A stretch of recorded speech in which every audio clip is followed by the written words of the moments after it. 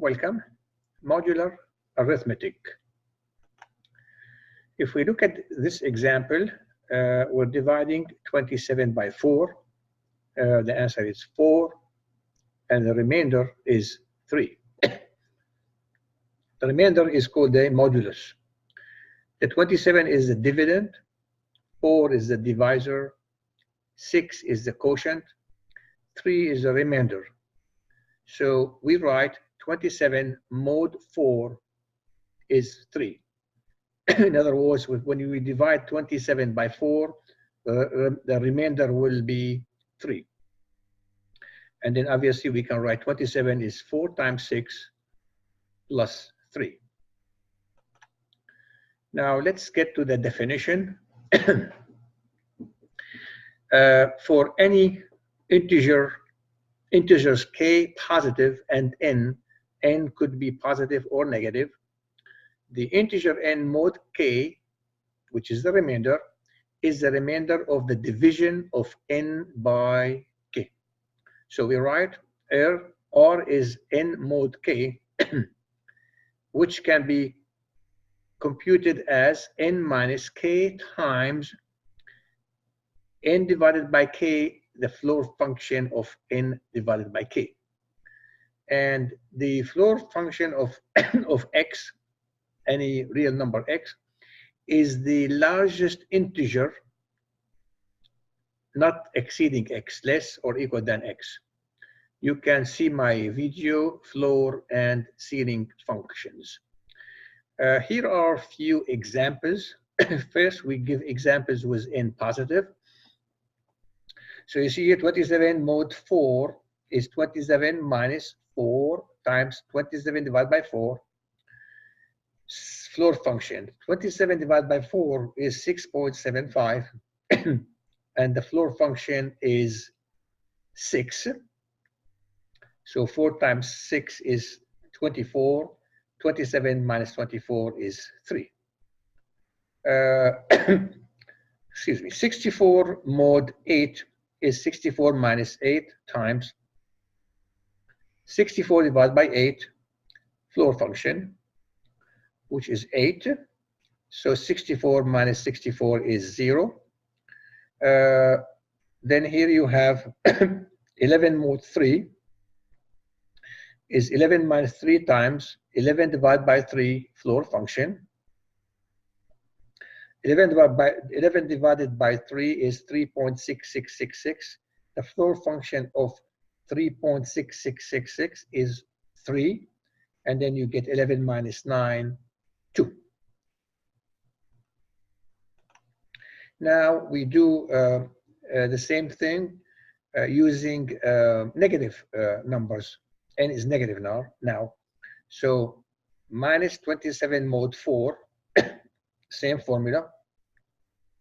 Minus 27 minus 4 times floor function of minus 27 over 4. Minus 27 over 4 is minus 6.75. And the floor function of this is negative 7. So you have minus 27 plus 28, you get 1. Minus 64 mod 8, the same thing, you get a 0. Minus 204 mod 10 is minus 204 minus 10 times floor function of minus 204 divided by 10. The floor function of negative 24.4 is negative 25. When you multiply these two, you get a positive 210 minus 204, you get C. The remainder is always positive. Whether you have n is negative or positive, the remainder is always positive. So if you look here, we say that the remainder n mod k is the amount r by which n exceeds its closest multiple of k. So for the example 27 mod 4, the closest multiple of k of 4 is 24. that's 27, that's my n, and 3 is the difference between 24 and 27. Now, you do the same thing here. The minus 24 mod 10 is 6. So this is the closest multiple of 10, the closest to this when this exceeds this by 6. And that's why you get the minus 204 mod 10 is equal to 6. We can take some examples here. The question here is this function one-to-one? Is it onto? So first, let's find the values of these functions at every x. So f of 0, you put 0 here. 0 squared is 0. 0 mod 5 is 0. F of 1, 1 squared mod 5 is again 1. F of 2 is 4. 4 mod 5 is 4. F of 3 is 9. And 9 mod 5 is 4. And f of 4 is 16 mod 5 is 1. And you see, this is not a one-to-one function. See, f of 1 is 1 and f of 4 is 1, see? And if you look at 0, 1, 4, 4, 3 is missing. So 3 is not included as in the range of the function. So it's not one-to-one, and it's not onto. See, F2 and F3 both point to 4. So that makes the function not one-to-one, and it's not onto because 3 is not really an image of any of these numbers. Here are some properties of the mode. For any n and any k positive, k is always positive, the mode is between 0 and k minus 1. And n mod k is again equals to n mod k. K mod k is 0. N mod k is n for any n 0, 1, 2, k minus 1. So say 3 mod 5 is 3, 2 mod 5 is 2, 1 mod 5 is 1, 0 mod 5 is 0. Now this is an important property right there. A plus b mod k, it's a mod k plus b mod k. That's not enough to stop here. That's not enough to stop here. Then you have to take this and take mod k. You have to take this and do mod k again. The same thing for the product. A times b mod k is a mod k times b mod k whole. You can take the whole thing and take mod k again. And we will see that in a few examples in the next slide.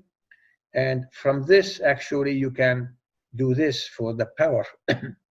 So a to the power k mod, a to the power b mod k is a mod k to the power b mod k. And we will see how useful is this equality right here. So let's look at these examples. 15 plus 53 mod 7 is 68 mod 7, and that's 5. 7 times 9 is 63, the remainder is 5. Now, if you take 15 mod 7 is 1. 53 mod 7 is 4. 7 times 7 is 49, and the remainder is 4. You add these two, 1 plus 4, and you get the 5. So you add these two, you get the 5. Now, if you take this example, 17 plus 20 mod 3 is 37 mod 3, and that's 1. 3 times 12 is 36, and the remainder is 1. Now, if I take 17 mod 3, I get 2. 3 times 5 is 15, the remainder is 2. And 20 mod 3 is also 2. That's 3 times 6 is 18. So now if you add these together, if you add them together, they're not equal to 1. But if you take the 4,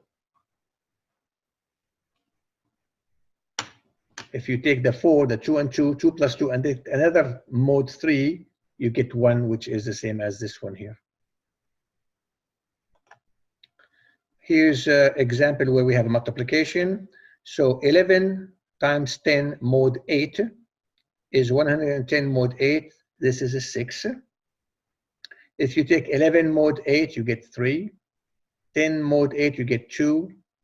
And 2 times 3 is 6. So that works. Now, if you take here 5 times 16 mod 7, that's 80 mod 7. So 7 times 11 is 77, and the remainder is 3. Let's note that 5 mod 7 is 5. 16 mod 7 is 2. Now 2 times 5 is not equal to 3. 2 times 5 is not equal to 3. But if you take 2 times 5, which is 10, you take one more time mod 7, you get the 3 that is right here. This is an interesting example. Let's find the value of this number. So 98 squared mod 32 cubed mod 11. So I take that I apply this formula right there with A 98, B is 2, and K is 32. Then that becomes 98 mod 32 squared mod 32 to the power 3. That's the power 3 right here. Now this happens to be 2 because 3 times 32 is 96, and the remainder is 2. So now we have 2 mod 32 is 2. 2 to the power 3 is 2. 2. Go back here. You have 2 square. 2 square is 4. 4 mod 32 is 4. So 4 cubed mod 11. That's 64 mod 11, and that gives you 9. 11 times 5 is 55, and you add 9 to it, you get 64. Now, this is really an interesting example. We use that technique in cryptographic applications. You need to compute this amount. Now, if you try to put this in your computer, it's not going to handle it. In your calculator, it's not going to work. So what I want to do is I want to do several steps, and each time reduce this power by almost half. So first I put 15 to the power 77 mod 195 is 15 times 15 to the power 76 mod 195. So now this one here, I'm going to make it 15 squared to the power 38. See, now you see what I'm going to do. I'm going to drop this by half. This 77 is almost dropped by half. So what you get now is, this is the 15. This is 15 squared mod 195 to the power 38. And this one is 30. That's easy to see because 15 squared is 225. It exceeds 195 by 30. So now you have 30 to the power 38. We're going to also divide this by half. So you have 15, 30 squared to the power 19. And this one here is easy to calculate. It's 900 mod 195. You can easily find this to be 120. And now you have 15 times 120 to the power 19 mod 195. So I take this 120, I take one of them out, and I'm left with 120 squared to the power 9 here. So every time it's dropped by almost half. And we keep going until you find at the end this nice, not too large of a number, mod 195, and you find the answer to be 45. There are many online calculators that compute power mode. Here are the links to 2 of them. Now, if you're not allowed to use calculator, so you have to use this technique that we just went through. I'm going to finish this with this example.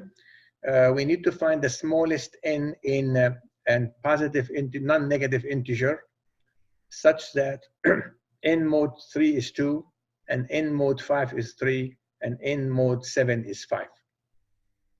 So I'm going to put those in a table. Start with 2. 2 mod 3 is 2. Here you start with 3 because 3 mod 5 is 3. And here you start with 5 because 5 mod 7 is 5. And then you start adding 3 here, and you add 5 here, and you add 7 here. Keep going, and then what happens is you have to keep going until you hit the same number here and here and here. So once you look at that table, you find that 68 mod 7 is 5, and 68 mod 5 is 3, and 68 mod 3 is 2. And this is the end of modular arithmetic. Thank you, and see you later.